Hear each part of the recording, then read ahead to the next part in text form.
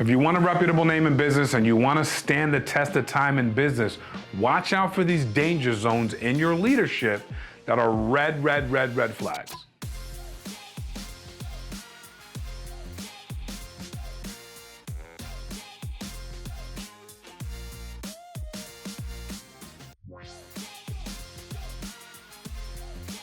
Aspiring leaders, people out there trying to make things happen, move their companies forward, move people. Understand there's some danger spots you can be in as a leader if you're not taking heed to correction, to course correction inside yourself and growing within the things that will keep you fruitful.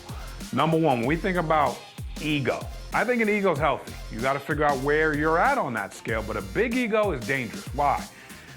The bigger the ego, I think the smaller the business. Definitely the smaller the self-image. So you got a huge ego. Where did that come from? Why is that there? And how is that helping people come closer to you? Whether you believe it or not, you might have built your own little world, but you're gonna have detractors if you have a big ego. You've been lucky in life, you haven't had to work around someone with a big ego. I've been in many spots in my business career where I worked around people with huge egos who it's just, they need the spotlight. They need the attention. They need to fill the voids in the room. They need to fill the voids in space. It does become a little suffocating. If you're that type of leader, understand, people are looking for the back door. They just are. Now, there's things in business. You know, I like a healthy ego. Why? You gotta have some confidence. You gotta have some swag. You gotta have some type of, something that separates you apart. I'm cool with it. But why not humility? Why not remain humble? Why not stay hungry? You're gonna get where you're going either way. But you want people following, you want people with you, you want people that understand you, you want people that think you're approachable. Let's go with humility. In business, you can either be rich or you can be right. I've met a lot of people that much rather be right than be rich. Much rather.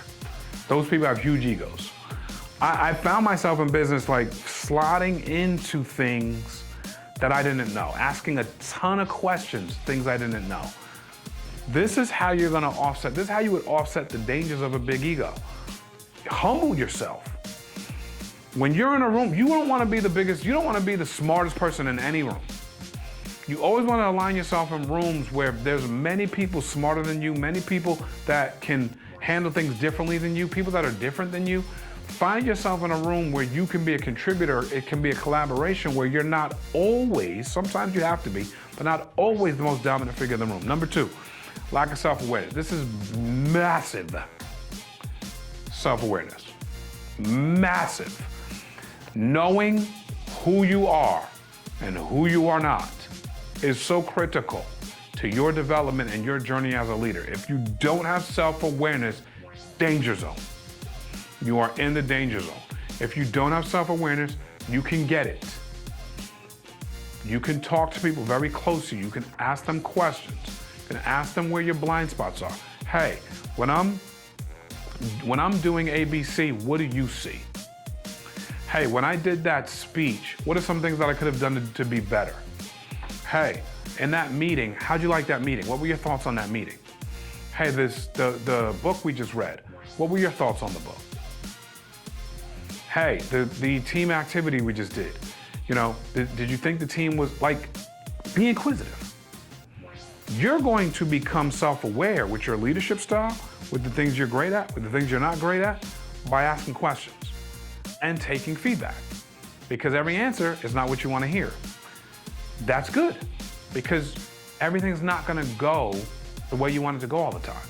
And so, as you are also looking inside yourself, figuring out, you know, where are your blind spots? Sometimes you don't know where your blind spots are. That's why they're blind. Ask people. But you might know something you're not great at, you've never articulated it really well. Other people articulate it well all the time, and you never received it. All these things, all these tools, all these things that are helping to create a better version of you as a leader, stay out of the danger zone of self-awareness, of lacking self-awareness, and become self-aware. When you're self-aware, you know what your yeses are, you know what your nos are. You know what you're capable of. You know how quickly you could turn around a project. You know you're not over-promising and under-delivering. You're self-aware. When you know what your team is capable of, when you know what y'all can actually do, you're self-aware. When you're all over the place, you maybe said yes too many times, or you find yourself in this place where you're kind of always in the danger zone. People start to notice, people start to hold it against you. Number 3, poor listening skills. I think listening has become maybe the number 1 currency in business. The number 1 currency in business, listening. And so there's a lot of people saying a lot of things all the time. One-on-ones, small groups, big groups. Your ability, social media, your ability to listen to the real stuff. People say ignore 90% of the comments. But 10% of the people probably are giving you real feedback. So read it. This stuff isn't easy. None of this stuff is easy. But becoming a good listener is you shutting up and listening. Matter of fact, the more you listen, it's almost like meditating. The more you listen, the more you get into a zone of like, self-consciousness, where you start to feel like you can, the more you listen, the more you can feel the room. You can see things happen before they happen. Because you start to be, it's funny, when you talk a lot, you are constantly being active and you're constantly looking for your place where you can speak. So you're not feeling much of anything. Big difference. And believe me, I've been on both sides of this, so I understand it. And so when I was talking a lot in one-on-ones or in small groups, you see, you're so active, you don't have a chance to feel much, and you're always looking for your place to make your move. When you're listening, man, the absorption rate, you get to really feel what's happening, what's going on. I'm not saying talking's bad. I talk for a living. I'm not saying talking's bad for you. You're a leader, you have to communicate. You just understand how powerful listening is. If you're not listening well, you're definitely in a danger zone as a leader, because people are communicating, they are saying. And when you start to listen more, you also pick up on verbal or nonverbal communication. You also pick up on, body language. I mean, it's powerful. Now, I've been in sales for 20 plus years. I've learned to listen well. I always thought sales was who can communicate the fastest and the best. It's definitely not what it is. It's suggestive. It's solving a problem. The way you solve problems is listening. How do you know what the problem is if you didn't listen? And that's what your people are asking for. They're asking you to solve a problem. How do you know what the problem is if you're not listening? Number 4, zero accountability. There's nothing worse. This is a prideful person, okay? Where they cannot say that they did something wrong. Nothing worse. And because it's hard to move forward. I don't need to, I've learned to get better at this. I've learned to say my fault. I remember thinking that fault was weakness. Not accountability was weakness, but fault. Like, oh snap, I did that wrong. That was a weakness. That's not a weakness, that's a strength. Now, you don't want to and listen, again, you can't do the same thing 7,000 times and say, I'm sorry. It doesn't work, But taking fault for mishaps is a strength, because people are like, what did you just say? Like, oh, he normalized the mistake. He normalized, an incorrect behavior. So that represents a strength. If you have accountability, if you have accountability to things, if you have accountability to the things you say, if you have accountability to things you do, if you have accountability to the things you don't do, and you own up to stuff, it's going to be powerful. If you don't, you're in the danger zone. This is awful. I've been around leaders who have had zero accountability to stuff. It's never their fault. Never. They have zero accountability to the thing they said, the thing they promised, the thing that they said we were going to do. All those things, they don't own up to it. They hide it, they move it, they shift it, they move the goalposts. There's nothing worse. And deceitfulness is the danger of danger of danger. I've been in sales 20 years. I work for many organizations who said they pay X. Here's your commission, here's what you'll make. You get to the commission, they pull. You get to commission, they shake and bake. Yeah, I remember working in the mortgage business. I was working with a guy who was gonna pay me on some deals I did, and we were talking a certain number, and the deals get done. When the deal gets done, the deal funds, it goes into their account. Now I gotta go, now what I gotta do, go beg for the money? I mean, and so that's the way it felt. I felt like I gotta beg for the money, and I need to be nice and submissive so I can get my money. Bro, that wasn't how it was when I brought you the deal. And so when I said something that they didn't like, they threatened with, I'm not gonna get paid. That's not the way business should be done. And so if you've been in sales, if you've been in that, you might have been in a position where they're moving and shaking and baking on your commission, or they're hiding it or taking it away or giving it to you 3 weeks after they said they would give it to you. No, that's awful. It's bad business. Very dangerous as a leader. You're not a leader. Forget about it. Take danger out. You ain't no leader.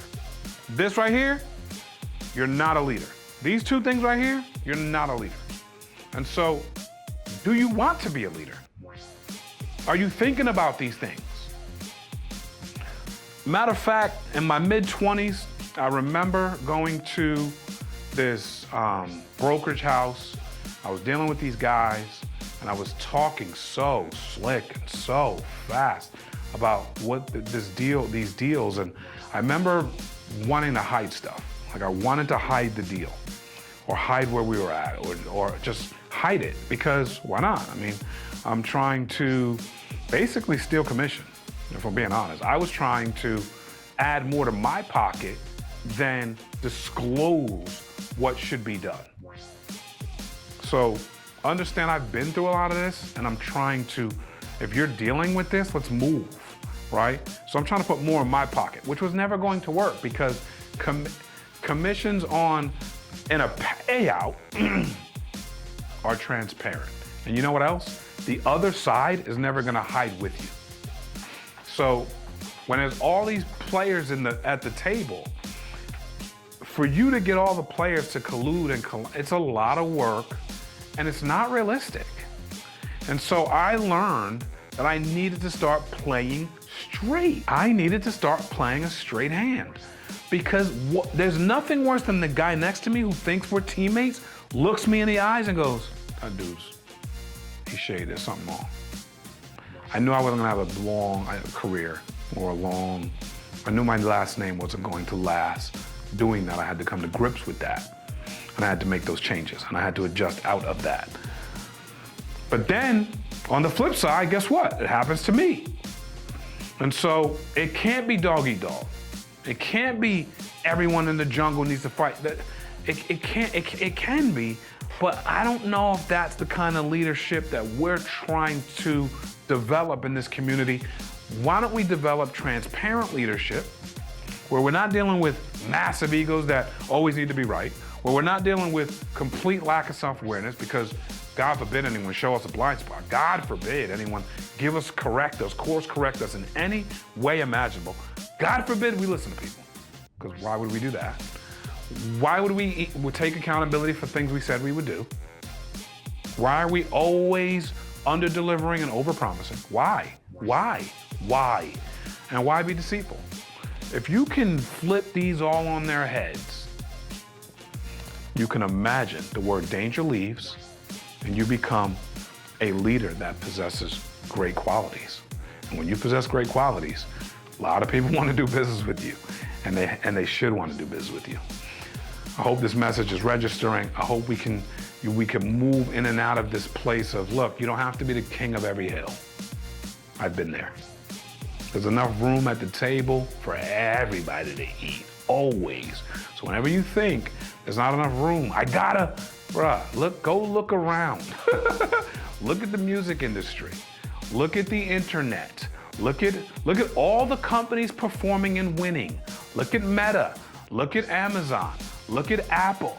Look, there's a lot of room at the table, and they keep making new products, and they keep stacking and stacking. They do business with each other. Instagram is doing business with iOS now. I mean, it's ludicrous, but there's so much room at the table for people to eat.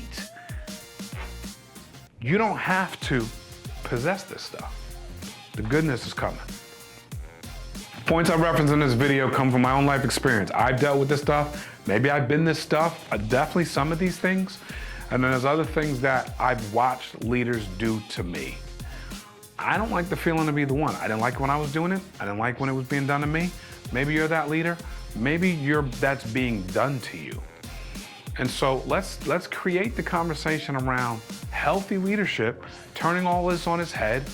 Like and subscribe to the channel. We need more people to follow us, more people to subscribe, more people to understand the messaging, where we're trying to go. And let's comment. Let's chat this thing up in the comment section, and let's talk about leadership. Let's talk about danger zones in leadership. Let's talk about healthy places in leadership. We love to hear from you. And share the content. If it's reaching you, it's got to reach others. Let's make it happen. Let's continue to grow the community. We appreciate you. God bless.